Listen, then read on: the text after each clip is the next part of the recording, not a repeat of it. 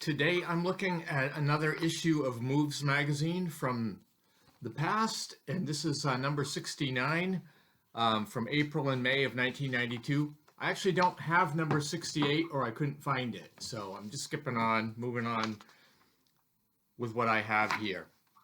And so the cover article is on Leany from Labatai, and this is an article written by Warren Kingsley. It is a very detailed article. I remember reading this and it made me actually interested in Labatai, although I haven't really fiddled around too much with the system. But this talks about a replay. It is a detailed replay between Warren and Tony and Henry, and they are all adding their 2 cents throughout the game turns. So it's quite interesting. It does have a few pictures in it. They are black and white mostly. So it's interesting. If you're a Labatai player, you might be interested in that one. Also has an article on Silverton. And this is the original version of Silverton, which is a railroad game dealing with Colorado railroading. I don't have the original version, but I have the Mayfair version of Silverton. And, you know, it's kind of like in the realm of the 18xx games, but it's a stock game and building rail lines, although it doesn't have tiles for rail. You put cubes down, so it's a decent game. So there's a little bit of coverage on the original game, which it's useful if you play either version. This is the article I'm most interested. Do as the Romans and the Parthians do. An analysis and sample game of Trajan. So Trajan is from S&T 145. It's one of the breakthrough games of Joe Miranda that really put him on the map.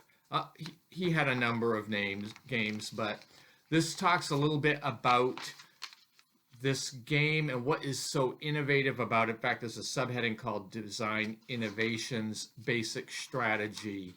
And then you have a second article of a replay of the first year of campaigning with quite a bit of coverage. I'm not sure how many turns it is. It looks like 6 turns in this article that are covered. So it's a fairly detailed replay. So you might be interested in taking a look at that. Also in the section on, scenarios and variants and things like that, there is an article by Joe Miranda, Franco-Prussian War, even more designer notes. So what's good about that is Franco-Prussian War was another excellent design, I think, from S&T 149, operational level view of the Franco-Prussian War, and I've played this a few times. So this has designer notes and player notes on a 1-page article. Then it has another article, Franco-Prussian War, optional rules. So that's on the second page here, which covers weather, screening, and probe units, French Marines, and cavalry, prisoner of war, Second Empire levy en masse, combined attacks, tactical counters. So there's a lot of things that you can add in if you want to. These are, you can choose them off the buffet, as it were. So might find that an interesting article, especially if you play Franco-Prussian War. That article brought a little bit more life into the game. I think it's an excellent game. S&T 149 for that.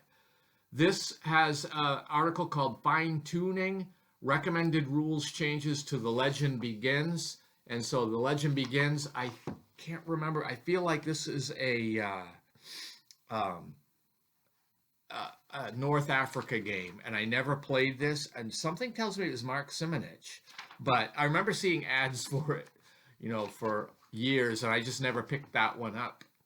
And then there's another article by Tom Cundiff, A Bomber's Moon and Other Sundry Items, a B-17 variant. So B-17, of course, is a very popular Avalon Hill game. And, it's probably been largely replaced by the modern game Target for today. But if you have B-17, still very popular and available on the secondhand Okay, so there are some variant rules that somebody could bring into play from this article. There's also an advanced squad leader scenario, which didn't really hold a lot of interest to me. But that's some of the material covered in Moves number 69 from April and May of 1992. Thank you for watching this video, and I hope you have a great day.